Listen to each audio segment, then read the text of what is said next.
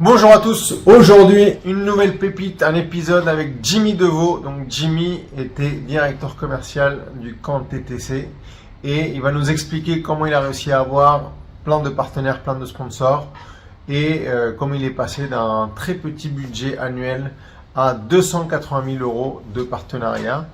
Et maintenant, il travaille dans son agence MZEL. Donc, il va nous détailler un peu tout ça et va nous donner les meilleures astuces pour pouvoir développer les partenariats et le sponsoring. Je vous laisse avec l'interview avec Jimmy Deveau. Bonjour Jimmy, merci à toi pour ton temps et ta dispo. Donc pour les gens qui ne te connaissent pas, tu viens du milieu du tennis de table, mais ça va maintenant largement au-delà. Donc je te laisse te présenter s'il te plaît. Salut Renato, merci beaucoup pour l'invitation. Très ravi de participer à ton podcast. Moi, pour ceux qui ne me connaissent pas, moi c'est Jimmy Deveau. Aujourd'hui, j'ai 38 ans. J'ai baigné dans le milieu du ping assez longtemps, puisque j'ai commencé à 11 ans le tennis de table dans un petit club qui s'appelait Vire, qui est une terre de tennis de table, puisque Damien Eloi était aussi formé là-bas. Donc je suis parti très tôt en sport-études au Pôle Espoir Normandie, Basse Normandie à l'époque, à Oulgat, au Krebs d'Oulgat pour ceux qui connaissent. J'ai vite ensuite été au Pôle France à Caen, voilà, pour dans mes années cadets, on va dire. Et puis à la suite de la fermeture du Pôle France, j'ai eu la chance que le club du camp tennis de table m'accompagne dans ma carrière sportive, puisque oui, quand j'étais jeune, j'avais le souhait de devenir un joueur de haut niveau, en tout cas de mettre les ingrédients pour être le meilleur joueur possible avec mes capacités et mes défauts. Donc j'ai réussi à atteindre un très bon niveau national, on va dire. J'étais le meilleur classement était numéro 100 en France. J'ai fait quelques sorties à l'international quand j'étais jeune pour avoir un classement mondial qui était aux alentours de la 400e place à l'époque. Maintenant, ça remonte à une quinzaine d'années, ça ne me rajeunit pas. Voilà, j'ai eu l'occasion de faire quelques sorties internationales, quelques Open, et puis aussi d'être au contact de nombreux champions, parce que le camp tennis de table a évolué de longues saisons en proie. Donc le club faisait le nécessaire pour que je puisse côtoyer ces joueurs et continuer à progresser un maximum pour, comme je disais, atteindre le meilleur niveau possible. Mais malheureusement, ce meilleur niveau possible ne me permettait plus à un moment donné de vivre correctement, puisque voilà, j'étais pas assez fort pour pouvoir juste jouer au tennis de table pour gagner ma vie. Donc, en plus de mon bac que j'ai eu, j'ai passé mon diplôme de brevet d'État pour être entraîneur dans un premier temps, ce qui me permettait de concilier ma carrière encore de sportif de haut niveau et de faire aussi quelques entraînements sur le club et d'avoir quelques petits clubs aussi aux alentours de l'agglomération caennaise pour arrondir les fins de mois et pour pouvoir vivre de ma passion. C'est vrai que c'est quelque chose qui m'a plu quelques années, mais j'ai vite vu que c'était pas la voie que je souhaitais, l'entraînement, surtout l'animation, tout ça. Je sentais que j'étais pas fait pour ça. J'avais toujours cette envie de haut niveau, de performance, ce qui n'était pas forcément adapté à mon public. J'ai quand même eu la chance, grâce à une rencontre extraordinaire au sein du camp tennis de table, Marcos Madrid, qui est un international mexicain, qui est bien plus qu'un ancien collègue de tennis de table. On a tissé des liens forts et qui nous ont même permis de participer ensemble aux qualifications pour les Jeux Olympiques de Rio 2016, sûrement l'une de mes plus belles aventures humaines et sportives, avec beaucoup de souvenirs, avec une qualification accrochée sur le dernier tournoi à Santiago du Chili. Donc ça reste des très très très beaux moments. Et puis il y a maintenant 7-8 ans, j'avais décidé par hasard d'essayer de trouver une autre voie dans le sport autre qu'entraîneur ou joueur. J'avais la chance au camp tennis de table que l'équipe évoluait en Pro A. qui a eu un glorieux passé, mais qui était plus dans des années de transition, on va dire. Le hasard a fait que j'ai un ami avec qui je jouais régulièrement est venu au club faire un stage de marketing, de commercial et communication. Et il m'a donné goût. On est parti ensemble chercher quelques partenaires, puisqu'à l'époque il y avait 10 000 euros de partenaires privés, ce qui n'était pas vraiment pas beaucoup pour un club du standing du camp TTC qui évolue en Pro A. Et donc les premiers rendez-vous sont plutôt très bien passés. Et j'ai vraiment accroché sur cette nouvelle branche. Donc pendant quelques années, j'ai développé le côté, on va dire, communication. C'est pas forcément mon point fort, mais plus le commercial. Voilà, la recherche de partenaires, de créer des soirées partenaires hors match, de créer aussi de belles formules lors des rencontres avec on en parlera plus tard, mais des belles mises en valeur des partenaires, des belles prestations pour donner un côté, donner envie à des joueurs ou des non-joueurs et des partenaires de rejoindre l'activité. Donc ça s'est plutôt bien passé puisque parce que bah on a tout de suite eu des résultats. Donc j'ai très vite tripler ou quadrupler le chiffre d'affaires des partenaires privés. Et puis ça, j'ai fait ça 4-5 ans pour arriver, bah maintenant, on est en 2024, donc jusqu'en 2022 où on a échoué malheureusement à une balle de titre de champion de France de Pro A, un mauvais souvenir, mais aussi une belle histoire avec cette équipe où on avait réussi bah, je dis on parce que j'étais pas tout seul, hein, j'avais une équipe aussi derrière moi, j'avais des alternants, j'avais des dirigeants de club qui me faisaient confiance. On avait réussi à faire vraiment quelque chose de très intéressant, à rendre le tennis de table populaire, ludique, d'intéresser des entreprises qui ne s'intéressaient pas forcément au tennis de table, pour arriver à un budget de partenaires privés aux alentours de 280 000 euros. Donc c'était un beau travail, on a multiplié par 28 en 5 ans. Donc c'était vraiment sympathique. Et puis bah j'ai eu aussi à un moment donné des envies d'ailleurs. Voilà, quand on avait fait grosse déception d'avoir échoué d'une balle pour un titre de pro, puisque je suis quelqu'un aussi qui aime bien la compétition, toujours avoir un objectif, de toujours aller vers l'avant. Et j'ai pris un coup au moral. J'ai eu des situations familiales un petit peu complexes qui m'a aussi recentré un petit peu sur ce que je voulais faire et ce que je voulais plus faire. Et voilà, il y a eu on va en passer rapidement, mais il y a eu des difficultés au sein de la présidence, avec le club de mon cœur, le club de toujours. Et voilà, ça s'est pas très bien terminé. Et j'ai quitté du coup le camp tennis de table maintenant il y a 2 ans. Donc face au mur, j'avais plus trop le choix, mais j'avais quand même cette idée dans la tête avant de quitter le club, puisque je voulais devenir prestataire du club. L'idée de créer ma société dans le marketing et l'événementiel sportif, puisque voilà, je pensais avoir eu des compétences à travers l'expérience du camp tennis de table. Et bah, je voulais ne plus être salarié d'une association. Je voulais de voler de mes propres ailes et d'avoir aussi plusieurs projets. Voilà, puisque le tennis de table, c'est un peu différent aujourd'hui avec les frères Lebrun, mais il y a 2 ans, bah, le championnat de France de Pro A, j'avais l'intime conviction d'avoir presque fait le maximum en termes de développement avec les moyens que j'avais, et avec la salle, avec les infrastructures.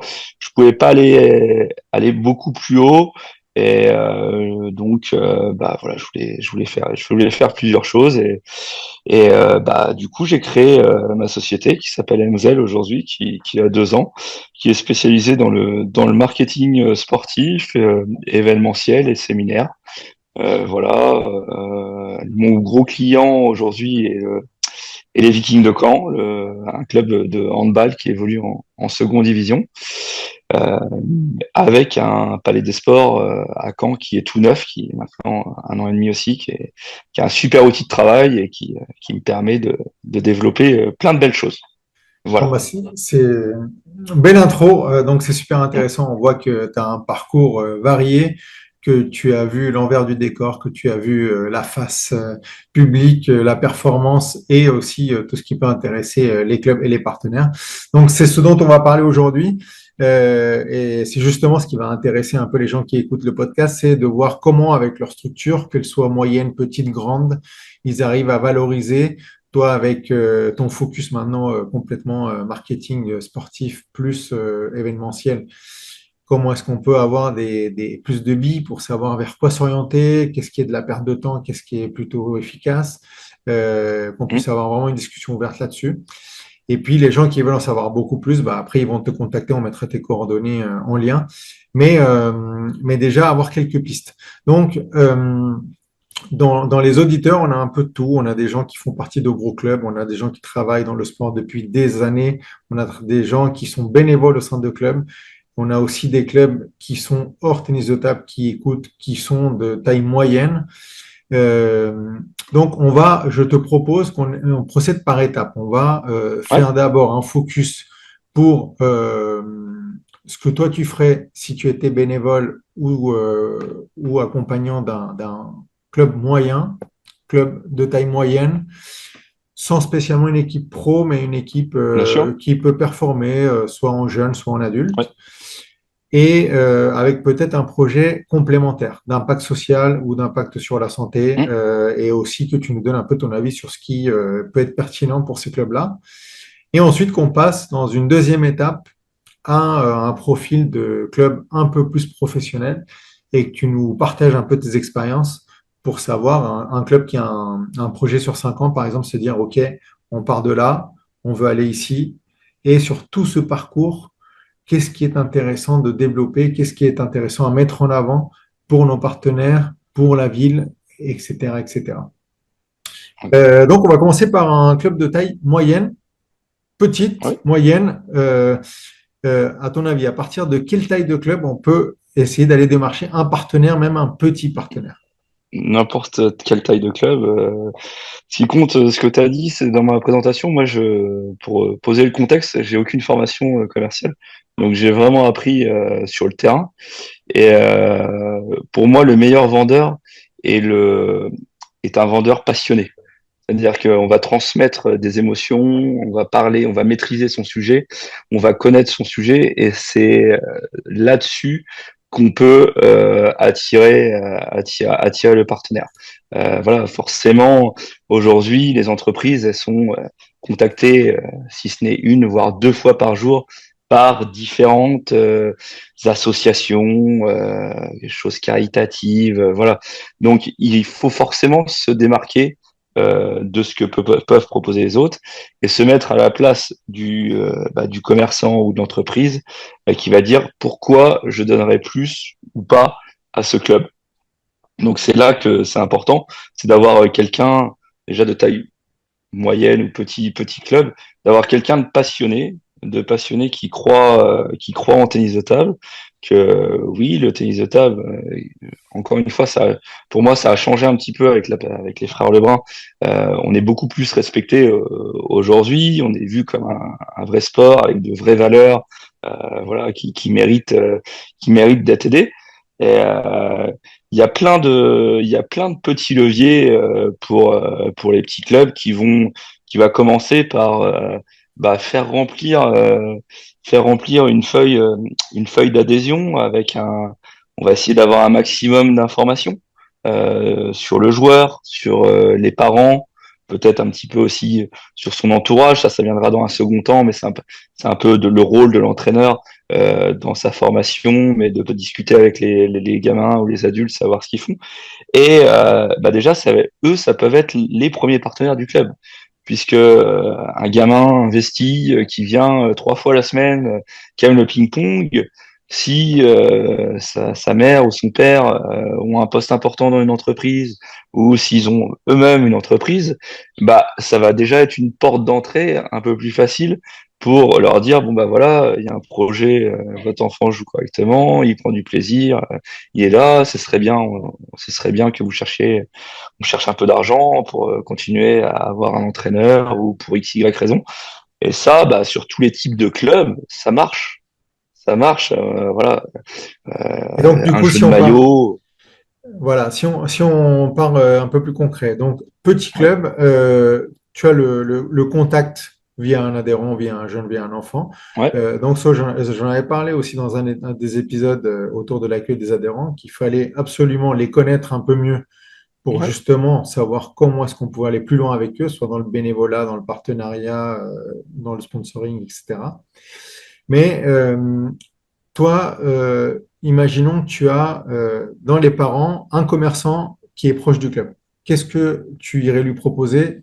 Quel serait le montant à peu près? Quel serait le type de partenariat, le type de Alors, sponsoring? chaque club est différent. Il y a un contexte local. Il faut voir la concurrence, il faut voir le nombre d'habitants, il faut voir le nombre d'entreprises. La chose la plus importante pour un club, pour moi, c'est d'avoir un support commercial, d'essayer d'avoir quelque chose, pas forcément de très élaboré, mais assez propre. Voilà, aujourd'hui, pas arriver avec un PowerPoint, pas arriver avec une feuille en spirale, avoir une plaquette, voilà, investir un petit peu, pas en avoir en imprimer beaucoup, mais avoir quelque chose de propre qui donne envie à la personne de se dire, bah tiens, ce club-là, déjà, malgré des petits moyens, ils ont réfléchi, ils ont une belle plaquette, ils ont des choses à proposer. On n'est pas sur la performance, on va être dans un premier temps sur bah, peut-être votre argent va servir à pérenniser le poste d'entraîneur et d'accueillir les jeunes le mercredi après-midi. Après, ça va être un autre public ciblé. Donc, ça peut être ça sans contrepartie dans un premier temps, ce qui peut être du mécénat pur. Donc, mécénat pur dit aussi défiscalisation pour les entreprises jusqu'à 60%. Donc, c'est quelque chose sur lequel les clubs doivent insister. Après, il va y avoir d'autres partenaires qui, eux, vont avoir des envies de visibilité. Donc, ça peut être un petit panneau dans la salle qui va pas coûter trop cher à la fabrication, au logo sur un maillot, sur les jeunes, sur une équipe, sur des choses comme ça. Ça, c'est la deuxième chose.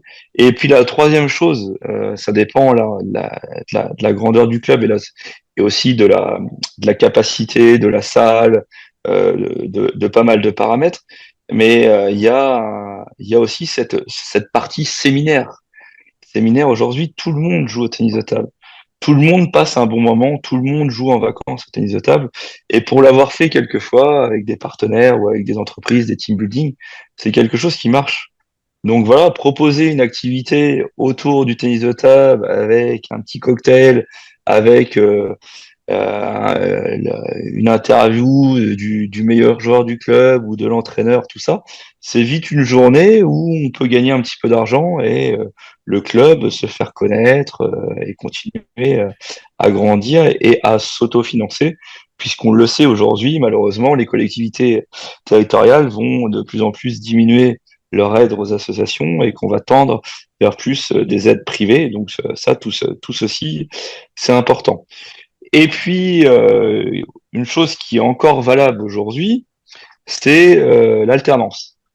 L'alternance, aujourd'hui, vous avez forcément dans votre club un gamin qui est en études, voilà, qui a 17 18 ans, qui veut faire des études dans la communication, le marketing. Et ben, l'idée, c'est d'essayer de le prendre. Le coût aujourd'hui, si je dis pas de bêtises, sur des premières années, ça revient pour le club à 120, 130 euros. 130 euros par mois. Donc, c'est pas non plus excessif.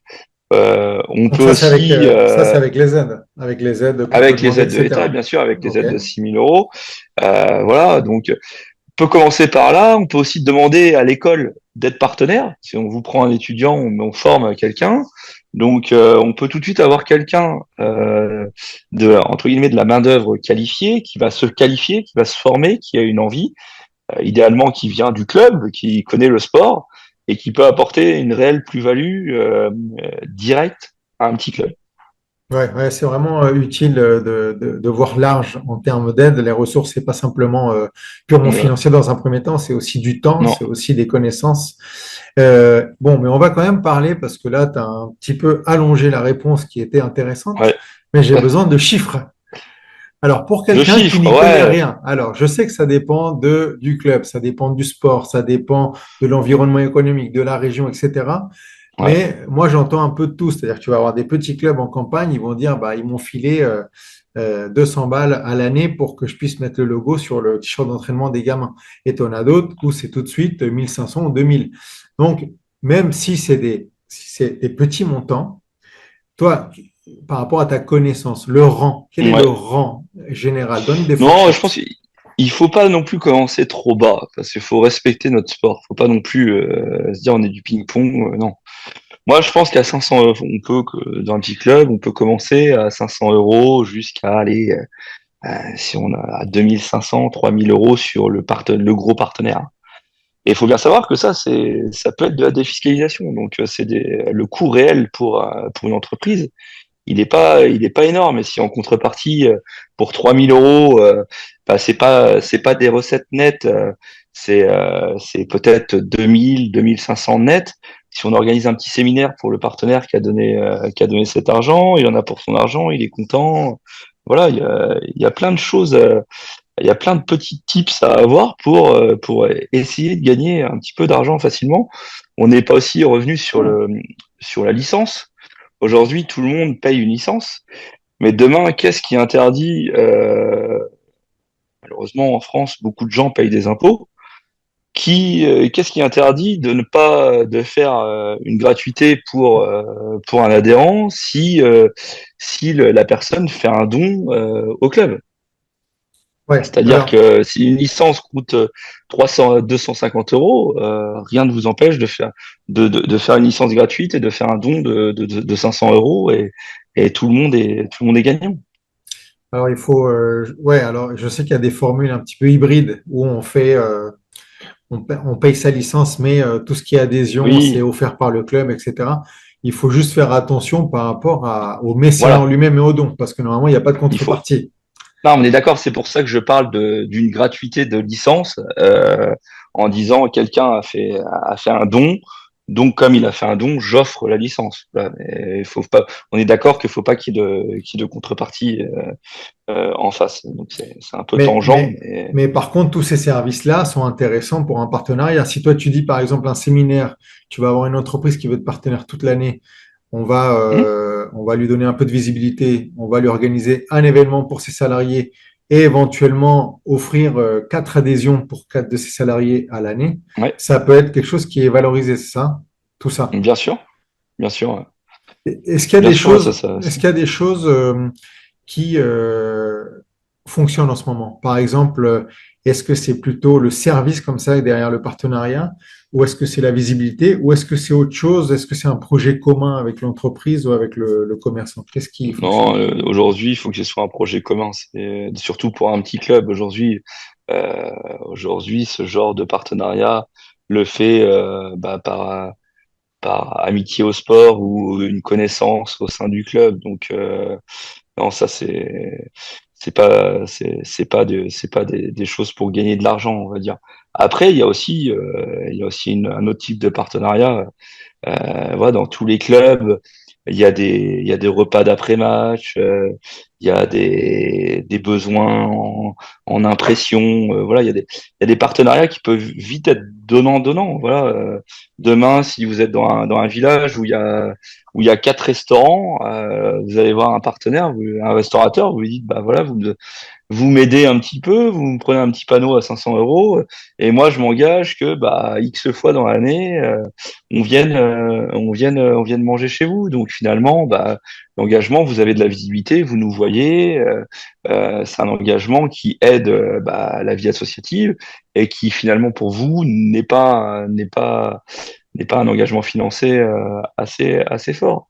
Donc voilà, il y a Ouais, ça, il y a le boulanger quand tu fais des buvettes quand tu fais des buvettes sur des circuits jeunes ou sur les matchs, pareil, tu as l'hypermarché où tu vas aller acheter du jambon, tout ça, il faut essayer dans un premier temps de faire des partenariats que j'appelle donnant-donnant, gagnant-gagnant, c'est que bah il y a un échange marchandise quelque part. À un moment donné, c'est le caviste, voilà, c'est de faire, se dire, bah, on met la licence un petit peu plus cher, mais on fait un cadeau à la fin de l'année à chaque adhérent. Voilà.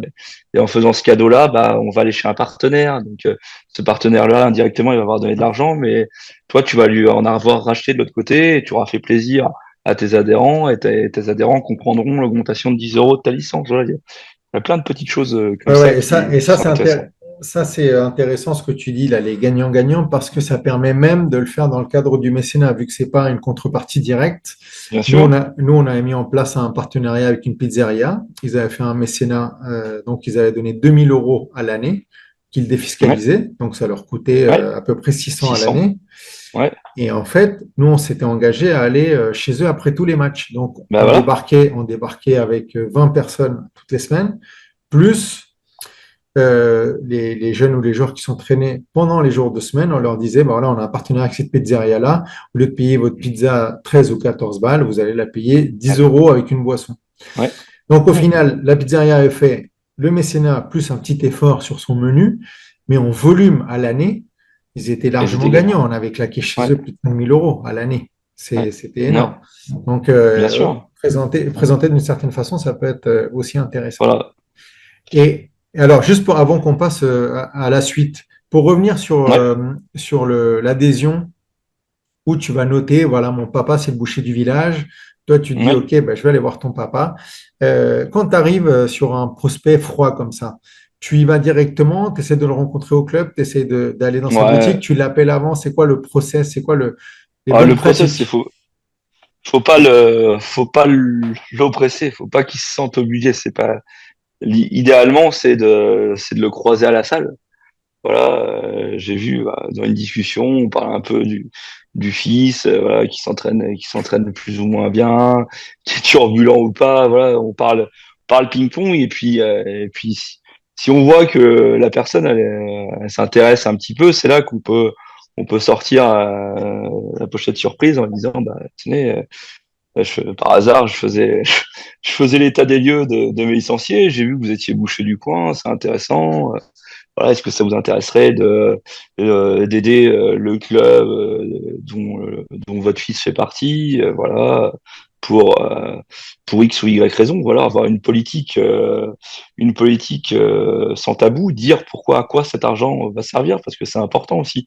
C'est que les gens aujourd'hui, comme je disais, ils sont harcelés de partout et ils veulent que ce qu'ils donnent, ça ait du sens pour eux et ils veulent savoir dans quoi ça parte. Voilà, je vais pas faire d'amalgame, mais ça se trouve, le boucher, il veut que ça aille pour la formation des jeunes. Il veut pas que ça aille pour un étranger qui vient jouer en National 2 pour que l'équipe se maintienne. Voilà. Il faut aussi avoir un discours cohérent, savoir cibler qu'est-ce qui va intéresser le partenaire. Il y a une petite recherche aussi, voilà, de regarder s'il a déjà fait, regarder dans les autres clubs s'il est déjà partenaire, si voilà, est-ce que est-ce que c'est quelque chose où il pense qu'il y a une importance ou est-ce qu'il fait pas de pub, voilà, est-ce que tiens bah je l'ai vu dans le journal qui faisait une pub, ça lui coûte, tu te renseignes combien coûte la pub dans le journal et tu lui dis bah tiens là j'ai vu vous étiez dans le journal, voilà, tu peux pas lui dire combien il a payé mais tu dis bah moi en contre je pourrais avoir ça, vous pourrez avoir ça pour ça quoi, donc, l'avantage, c'est qu'avec les partenariats gagnant-gagnant et donnant-donnant, ce qu'on disait, c'est que c'est très vite quantifiable. C'est-à-dire que le partenaire, il, il peut pas être lésé si les deux parties respectent leur engagement. Ton cas de pizzeria est un vrai cas, c'est un cas d'école. À partir du moment il a donné 4 000 €, si derrière avec le mécénat, et il a vu les gars 15 fois dans l'année et que 15 fois dans l'année, il y avait les joueurs qui venaient après l'entraînement manger une pizza, bah voilà, l'année d'après, tu arrives, tu peux gonfler les pecs et te dire, bah, je vais peut-être lui demander un petit peu plus, et puis voilà, tu peux te dire tu peux faire rentrer en concurrence aussi après parce que tu vois bien que le mec il est rentable et que c'est gagnant-gagnant. Donc ça, c'est des choses qui marchent bien. Et au moment où tu proposes ce premier partenariat, tu proposes toujours d'abord sur une année pour voir un peu comment ça fonctionne et justement, comme tu dis, donner un peu confiance à ce partenariat, lui montrer que ça marche et peut-être en deuxième année gonfler un peu. Ou est-ce que tu dis tout de suite, c'est bien qu'on s'engage sur 2-3 ans parce que on est sur un projet qui est sur 2-3 ans. Ouais. C'est quoi Ça le… dépend, ça dépend le feeling que tu as avec la personne. Euh, faut voir la typologie de la société aussi. Faut voir depuis combien de temps elle est en place. Est-ce qu'elle peut fermer du jour au lendemain? Il y a plein de petits paramètres. Mais cette signature sur plusieurs saisons, elle peut avoir un rôle intéressant. À un moment donné, c'est dans la négociation. Si on est sur un partenariat à 3 000 € à l'année, eh ben, tu peux dire à un moment donné, bon allez, je vous le fais à 2005, mais par contre, vous vous engagez sur 2 ans. Et toi, ça sécurise pendant 2 saisons ta rentrée d'argent et tu l'as signé 2 ans. Donc, t'as 5 000 € au lieu de 6 000 € si t'avais fait en 2 fois. Mais ça te permet de sécuriser. Et ça, bah, ça dépend de l'objectif du club. Mais si on parle toujours de formation, de jeunes, tout ça, ça permet quand même d'avoir une petite tendance pour avoir du personnel qualifié aussi, puisque aujourd'hui, les entraîneurs de qualité, ça court pas les rues non plus. Donc, forcément, des CDD de 1 an, bah, c'est précaire. Donc, si on est capable de créer des partenariats de 3 ans, bah, ouais, on va peut-être se différencier avec d'autres clubs en disant aux gars, bah, voilà, moi aujourd'hui, je peux vous assurer que vu le travail fait par mon bénévole ou par une aide extérieure, j'ai sécurisé X milliers d'euros sur 3 ans. Je sais que je pourrais te payer pendant 3 ans. Bah déjà, ça rassure la personne qui va venir s'engager pour la formation et l'animation de ton Hmm. club. Ouais, c'est sûr que pour pérenniser l'emploi, ça a complètement du sens parce que c'est difficile pour une petite asso qui veut commencer à développer l'emploi, Bien sûr. de le faire et de mettre en confiance un éducateur sportif en se disant, bah, notre budget, on a que 6 mois d'avance sur le budget, mais finalement, 6 mois, c'est pas assez. Ouais, Il faut quand même c'est pas avoir assez. un peu plus long. Ouais. Et puis, c'est un métier aussi entraîneur, c'est un métier contraignant, hein, comme expliqué Stéphane dans ton dernier podcast. C'est qu'au départ, l'entraîneur, dans un petit club, il fait tout, quoi. Il peut être amené à monter les tables, à ramener les gamins chez eux, à faire de l'animation, à faire du scolaire, tout type de public. Donc, à un moment donné, si la personne elle s'engage dans ce projet club, c'est important de lui donner une vision à moyen terme aussi, parce que sur le court terme, ça marche pas malheureusement. C'est si tu dois chercher, changer tout le temps, tu perds des adhérents au passage, voilà. Hmm. Donc la pérennisation des postes, c'est quelque chose de très important pour le Ouais, ouais, développement. c'est un sujet clé pour les assos. Et si tu devais me Ouais. donner pour un projet de partenariat local comme ça, donc au sein d'une commune, ton top 2, top 3, tes thématiques qui attirent justement l'attention, est-ce que c'est la formation des jeunes? Est-ce que c'est plutôt quelque chose de Ouais, social? c'est formation des jeunes, c'est public cible, c'est public un petit peu en handicap ou de jeunes en difficulté ou de retraités ou aussi ce que tu as développé Pink for Alzheimer que j'avais mis en place quand TTC aussi à une époque. Non, il y a plein de volets. Il faut faire un état des lieux, faut voir ta salle aussi. Est-ce que tu l'as tout le temps? Est-ce que c'est une salle mise à disposition que sur des créneaux? Les relations que tu as avec la ville. Ouais, il y a plein de. Je veux dire, chaque club est un peu unique, tu vois. C'est difficile de dire, bah, il faut faire ça. Il y a un état des lieux à faire de ton club, de ta ville, du nombre d'adhérents, et après tu mets une politique adéquate en place. Et donc, imaginons que cette première partie s'est très bien passée. Un club arrive à avoir 5-6 partenaires sur différents types de visibilité, du mécénat, etc. Tu nous as parlé rapidement d'une partie qui était importante, c'était l'animation de Ouais, ce petit réseau de partenaires. Donc, ouais, comment est-ce qu'un club de taille moyenne, qui n'a pas spécialement de gros événements comme une bien sûr. rencontre de très haut niveau, comment est-ce qu'ils peuvent animer le réseau? Est-ce qu'il faut faire des feedbacks aux partenaires toutes les semaines, c'est tous les mois, c'est tous les trimestres? Comment ça marche généralement pour garder le contact et maintenir le partenariat sur du long terme? Il faut fidéliser, faut fidéliser le partenaire. C'est des choses simples, créer un groupe WhatsApp avec l'actualité du club où les gens peuvent interagir, les partenaires parler entre eux. Ça, c'est quelque chose d'important. Aussi, créer des petits événements partenaires. C'est rien, mais d'aller bouffer avec tous les partenaires, bah, dans le restaurant partenaire, par exemple. Voilà, créer des moments où les gens se retrouvent. On parle autour du ping-pong, leur faire un petit cadeau à Noël. Voilà, c'est pas grand-chose, mais en fonction du budget, une écharpe du club, un maillot avec le nom du partenaire dans le dos. Voilà, quelque chose qui va montrer que bah voilà que qu'on n'est pas juste venu chercher de l'argent d'un partenaire, mais que bah il y a quelque chose derrière, même s'il y a pas de haut niveau, il y a des choses qui sont mises en place par le club pour que le partenaire bah il ait envie de continuer après et qu'il se dise bah voilà, ce petit club il a des petits moyens, mais avec ces petits moyens il essaye de faire des choses novateurs. Ça peut être un tournoi des partenaires où euh, le partenaire a le droit d'inviter deux entreprises. Voilà. Tu as 8 partenaires au départ, tu en as deux qui vont pas être là, ils vont être 6, mais tu vas avoir une dizaine d'entreprises qui vont venir parce que il va dire bah tiens moi tiens mon pote qui est maçon là, il a joué au ping-pong quand il était petit, ça intéresserait de faire le truc. Voilà, tu fais un petit cocktail dînatoire, ça te coûte un petit peu d'argent, t'investis, mais si tu en concrétises, si tu transformes cette soirée par deux trois nouveaux partenaires, bah t'as gagné. Ouais. C'est sûr que ce réseautage et ce développement de réseau, il est super important. Ah, Et, aujourd'hui, il y a et- que ça. C'est un, pour moi, j'appelle ça un peu un BNI à travers le sport sans les contraintes. Voilà. hmm. Et donc, du coup, c'est très, très difficile d'aller démarcher quelqu'un complètement à froid. C'est-à-dire que on t'a pas introduit, on t'a pas, ils sont trop sollicités déjà.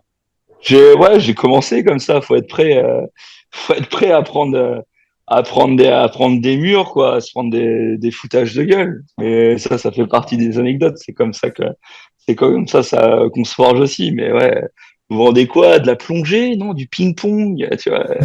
Mais ça se vend, ça. Mais c'est quoi? Moi, je joue au camping. Vous voulez que je vous donne de l'argent pour ça?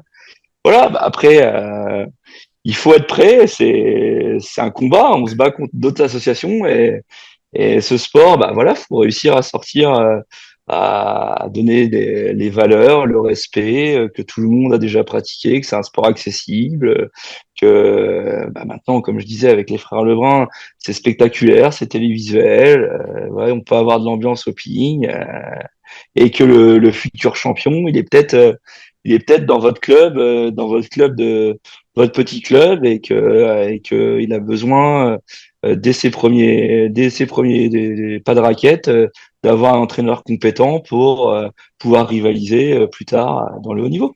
Est-ce que tu as une anecdote comme ça là qui te vient en tête d'un truc un contact un peu improbable et finalement ça a été un gros succès ou l'inverse, un truc où tu étais ultra chaud, tu as passé 6 mois à travailler dessus et finalement ils t'ont dit non, ciao, on va plutôt aller voir le Non, basket. j'ai pas trop.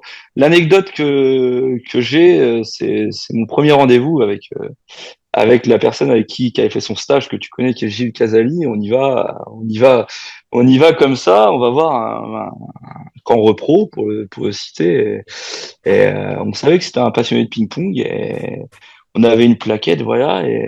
Et au bout de 5 minutes, le mec nous dit, bah, ouais, je vais vous donner 10 000 euros. Cash, en Donc, 5 minutes. cash 10 000 euros. Il dit, ouais, on avait fait un truc à l'arrache, le PowerPoint, voilà.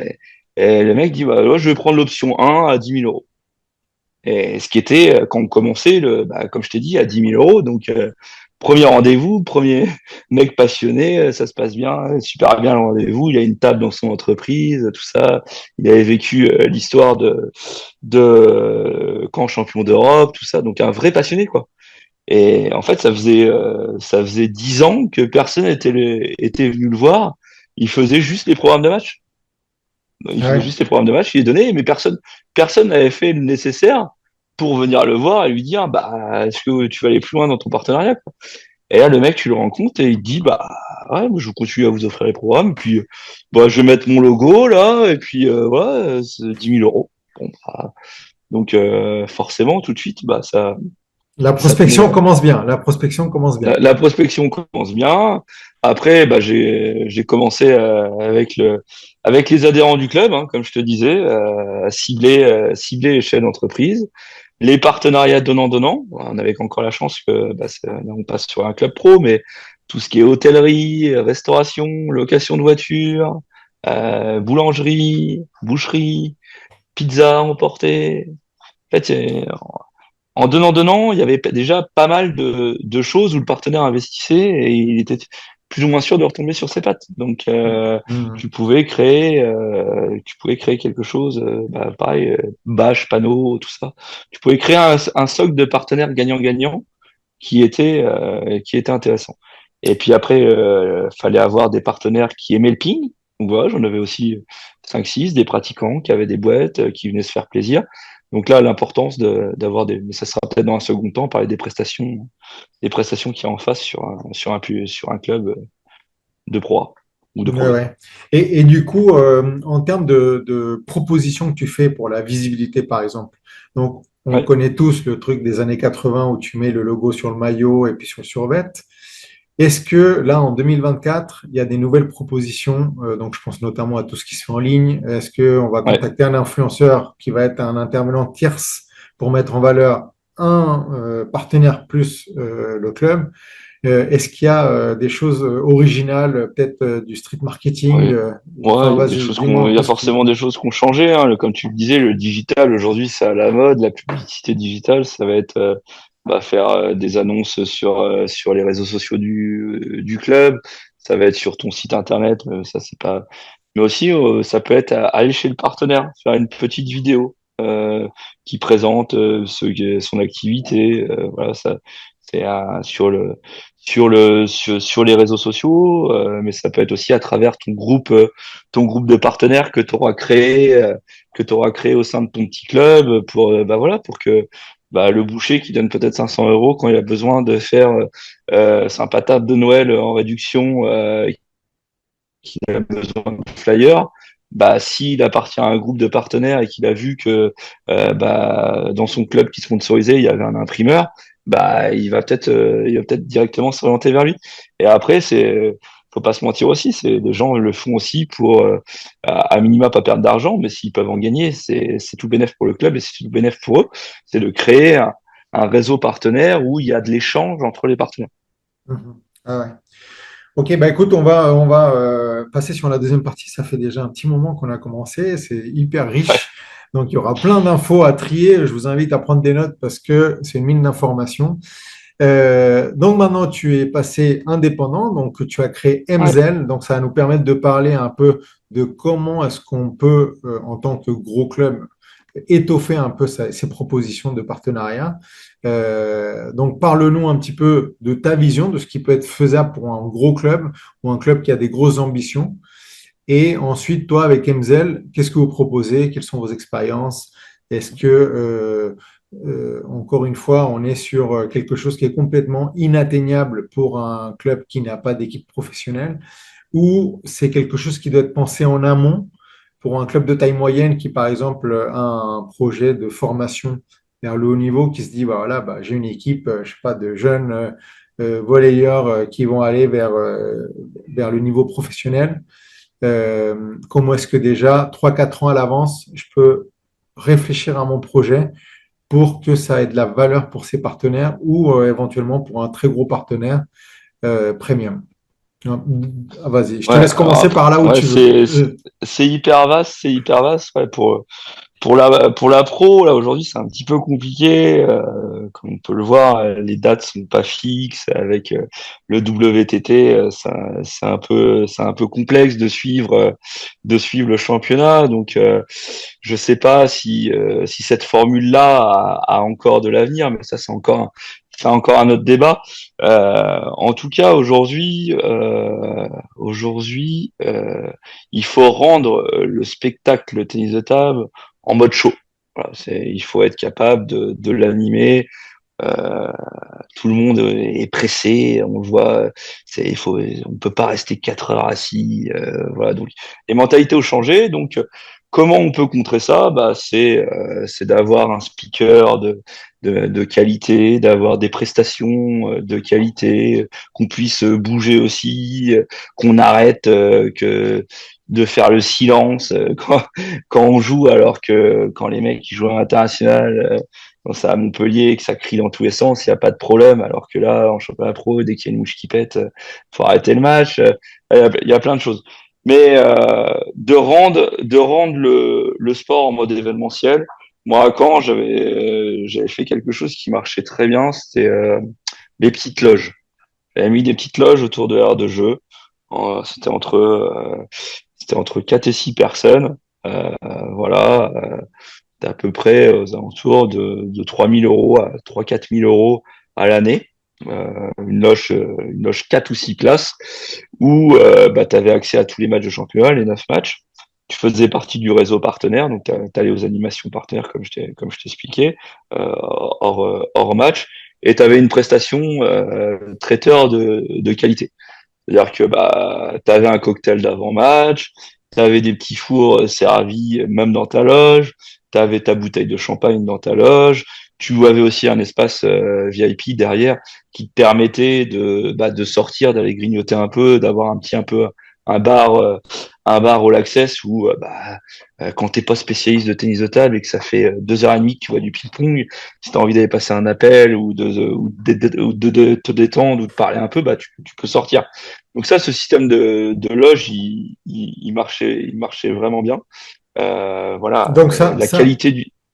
donc Vas-y, vas-y. excuse-moi, je te coupe, mais juste par rapport au spectacle, vu qu'on peut parler aussi d'autres sports, toi dans le handball, dans le club avec lequel tu travailles, Ouais, c'est un système qui se vend beaucoup aussi, non? Les ouais, ouais, loges? bah là, on a la chance d'avoir, c'est encore d'autres montants, mais sur le handball, dans le nouveau palais des sports, on a la chance d'avoir 9 loges privatives de 12 places.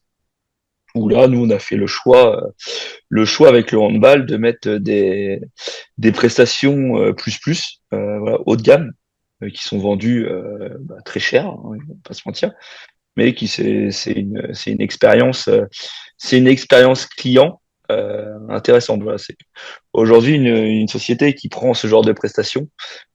Qu'est-ce qu'elle veut? Elle veut voir du spectacle, elle veut voir son équipe gagner, mais elle veut aussi voir ses clients, parce que là, on est sur des sommes où les gens, c'est de l'investissement indirect, où ils veulent forcément un retour sur investissement. Quand ils invitent des clients, ils veulent que le client, il ait passé une agréable soirée, qu'il se dise, bah putain, voilà, la société, là, m'a pas, c'est pas moqué de moi, elle m'a invité à un truc qui avait de la gueule. Mhm. Ça, c'est des montants qui sont secrets ou tu peux donner une fourchette Moi, je peux te dire, c'est aux alentours de 30 000 euros. à l'année? Ouais. Et du coup, quand tu proposes une loge comme ça à un partenaire, est-ce qu'il y a également un partenariat aussi sur tous les événements du club ou ça, c'est des partenaires qui sont vraiment focus sur les événements très haut niveau, ils veulent du show, ils veulent du Non, champagne et des alors, paillettes? il y a très peu en fait qui prennent juste la loge en fait. C'est ça qui est. Il y en a, ils vont prendre de la visibilité aussi. Et, ça dépend des typologies d'entreprise, mais chaque partenaire en handball, que ce soit le petit partenaire qui donne 500 euros au plus gros qui donne plus de 100 000 euros, il est logé à la même enseigne, donc qui fait partie du réseau partenaire. L'effort que l'entreprise a fait pour aider ce club, tu sais pas, ça se trouve le charpentier ou le couvreur qui donne 3 000 euros, c'est beaucoup pour lui et c'est un énorme investissement et il faut autant le respecter que celui qui donne 50 000 ou plus. Et la politique aussi, c'est que il faut mieux avoir 100 petits que 10 gros. Parce que le jour où il y en a un qui arrête, bah, c'est plus compliqué de le remplacer. Donc voilà, moi j'ai l'habitude de gérer mes partenaires du même niveau, qu'importe le montant. Et la chance, bah, là, comme on parle du handball, c'est qu'on a un palais des sports neuf avec plus de 700 places VIP. Et donc, je peux faire des prestations qui partent de euh, 40 euros hors taxe la place à 250 euros hors taxe la place. Donc, Mhm. ça veut dire que c'est accessible. c'est accessible pour tout le monde. Là, je vais prendre l'exemple d'aujourd'hui. J'ai une entreprise qui était intéressée pour 12 places pour le match de Cherbourg qui a lieu le 20 décembre. Voilà, je parle d'une loge, c'est trop cher. Je parle du salon VIP, c'est trop cher. Mais j'ai un autre produit qui est le Skybar, qui est accessible, qui est un peu moins cher, qui est à 70 balles hors taxe. Bah voilà, le partenaire, il dit bah hop, on y va. Donc l'idée, c'est d'avoir avec ce bel équipement, c'est d'avoir une réponse à toutes les demandes, à toutes les demandes, d'être en capacité, en mesure de donner une prestation qui est plus ou moins haut de gamme en fonction du nombre de personnes, du budget et de ce que l'entreprise recherche. Alors, imaginons que l'on face à nous un club qui a une équipe vitrine, donc soit niveau maximum de son Ouais, sport ou le deuxième ou troisième niveau, mais quelque chose où déjà il y a un petit peu de professionnalisation. Mais que, comme dans quelques fois, tu arrives dans des communes où le palais des sports ou le gymnase est un peu vieillissant, mm, on manque un petit peu on va dire, d'environnement pour que l'expérience soit agréable. Toi, si tu devais travailler en collaboration avec une commune autour de ça, ouais. euh, quelles seraient les priorités pour ces clubs-là qui ont une équipe vitrine en termes Ah bah, d'expérience pour l'équipe en tant que sportif ou aussi pour les spectateurs? C'est quoi à remodeler, à repenser, c'est quoi? clairement, oui, l'infrastructure, elle fait déjà 50%, voire 60% du travail. Aujourd'hui, le club qui pour moi est la référence dans ce schéma-là, c'est Nbon. Voilà, ils ont leur salle, ils ont créé quelque chose de pensé, pas que pour la pro, c'est encore aussi un autre débat, mais ils ont réussi à faire quelque chose de vitré, un espace VIP digne de ce nom. Euh, la qualité des infrastructures est forcément très très importante. On parlait tout à l'heure des offres séminaires. Si on peut avoir une salle de bonne qualité avec un certain nombre de sièges qui permettent d'accueillir du public et qui appartient aussi au club. On parlait des événements hors match, faire des séminaires, des tournois entreprises, plein de choses. Bah, ça, c'est primordial dans le développement du club. Puis après, aujourd'hui, en pro, vous avez le Locomotive Montpellier. Pour moi, tout tout club doit faire tout club doit faire un événement quand ils reçoivent Montpellier. La Mhm. salle serait pleine dans tous les cas. Même si j'entends bien qu'on ne sait pas si les frères Lebrun ils jouent pas, et ils jouent pas parce qu'ils peuvent pas tout jouer. Mais moi, je prends l'exemple de la Romagne qui a fait guichet fermé sans les frères Lebrun. Il n'y a pas eu, à ma connaissance, il n'y a pas eu beaucoup de no-show. Je pense que les gens qui, dans un premier temps, étaient déçus de ne pas avoir les Lebrun, mais ont vu Wang Yang et Achar. Moi, j'ai regardé pour la promotion du sport. Bon, bah, on peut pas dire qu'ils aient passé un mauvais moment. Et puis sur le tarif des places qui sont mises en place, des places à 10 euros, je pense que ça les vaut largement. Donc, ça peut être aussi un autre vecteur. Les gens sont peut-être repartis en se disant, putain, il n'y a pas que et on connaît les Lebrun, mais maintenant on va connaître Achard, quoi. Donc, et ça permet de dire que le championnat de France, il peut être attractif. Voilà, il peut avoir d'autres rencontres que le tennis de table. Oui, la vitrine, c'est Lebrun et c'est super ce qu'ils font, mais que d'aller voir des joueurs de niveau un petit peu moins fort, bah, c'est aussi quelque chose d'intéressant. Ouais, ouais. Bon, bah écoute, merci beaucoup pour toutes tes avis, tes points de vue, tes Ouais, expériences. j'étais Euh, un petit peu long. Je voudrais juste terminer sur quelque chose que j'ai développé avec mon ami Julien Georges un concept de show autour du tennis de table, le Pink Show Tour, qui a pour l'instant eu une édition à Cherbourg et qui va en avoir sûrement une autre prochainement. Je peux pas dire où, mais ça aussi pour les petits clubs d'organiser un événement clé en main parce qu'on n'a pas forcément les ressources humaines pour mener un événement de cette envergure. Ça peut être aussi une rentrée d'argent, ça peut être aussi une façon de fidéliser ses adhérents, de responsabiliser deux, trois bénévoles sur des événements, faisant venir des joueurs professionnels en mode show, voilà, avec l'après-midi les joueurs pros qui jouent avec les jeunes du club ou du département. Voilà, donc il y a plein de choses à imaginer. Et voilà. Et donc, quand vous allez sur une ville comme ça pour proposer ce spectacle, pour que le club puisse gagner de l'argent, il faut à peu près combien de spectateurs? Après, pareil, ça dépend à quel tarif tu vas mettre la place, ça dépend combien tu vas viser de partenaires, ça dépend de plein de paramètres. Voilà, aujourd'hui, nous, l'événement, c'est pas un secret, de toute façon, on le vend 10 000 euros hors taxe. Voilà, après, c'est en fonction de l'investissement du club.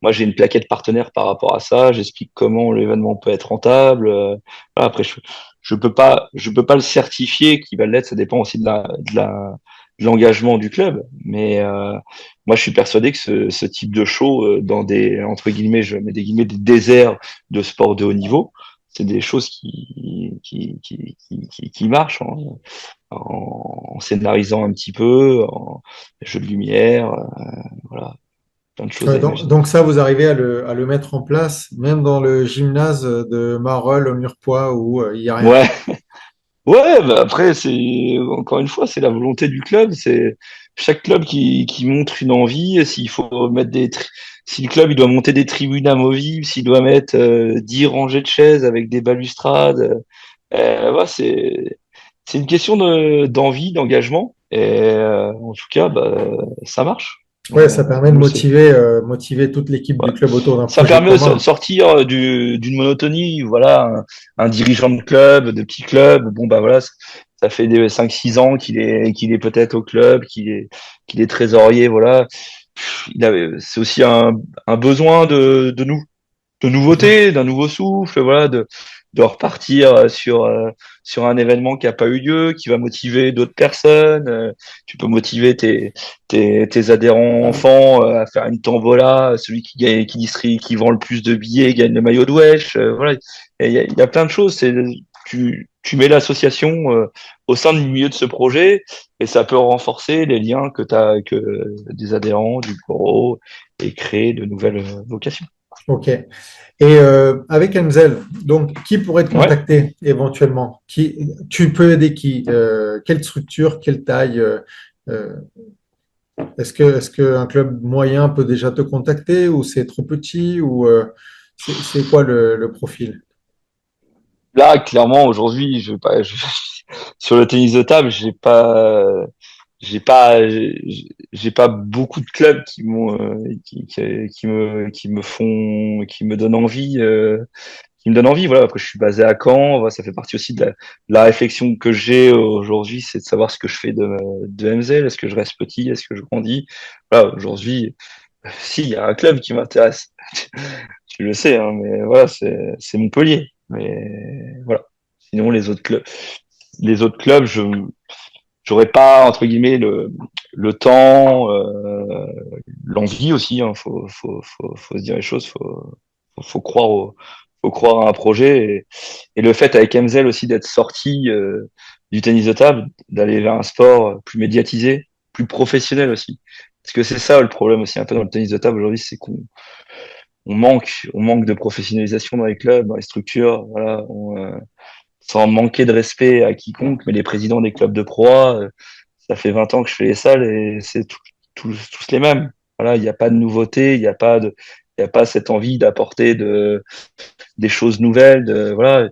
Après, il y a des clubs voilà, bah, Torigny et Fouillard, ce qu'ils font, ce que je regarde, c'est très bien. Voilà, il y a des clubs qui essayent, mais il y a d'autres clubs, bon bah, c'est encore un peu mou. Donc voilà, donc, j'ai pas forcément. Après avoir touché un palais des sports neuf dans ma ville que j'aime et un sport un peu plus, un peu plus médiatique, on va dire. Sur un projet club, j'ai pas forcément aujourd'hui l'envie et l'ambition, à part si un jour Montpellier, quoi. Voilà. Ok, Jimmy, message reçu. Donc, si certains veulent avoir un peu plus d'infos sur MZL, on va mettre Après, le par contre, lien du site. je suis ouvert à répondre à des appels de clubs pour leur donner deux, trois tips, deux, trois infos. Ça y est, je suis absolument pas fermé à ce sujet, à ce sujet-là. Très bien, bon, bah, c'est super. On mettra en lien donc les réseaux sociaux de Enzel, le site. Ouais. Bah, merci beaucoup. On a Ah, déjà merci passé à en toi, revue pas Renato. mal de choses. Merci en tout cas de ton invitation. Passé un bon moment. Et puis ça fait du bien de reparler un peu de ping quand même, parce que on est au fond de soi, on est quand même amoureux du ping. Ouais, tout à fait. Bon, merci Jimmy. Allez, à Merci à bientôt. toi, Renato. Ciao. Ciao.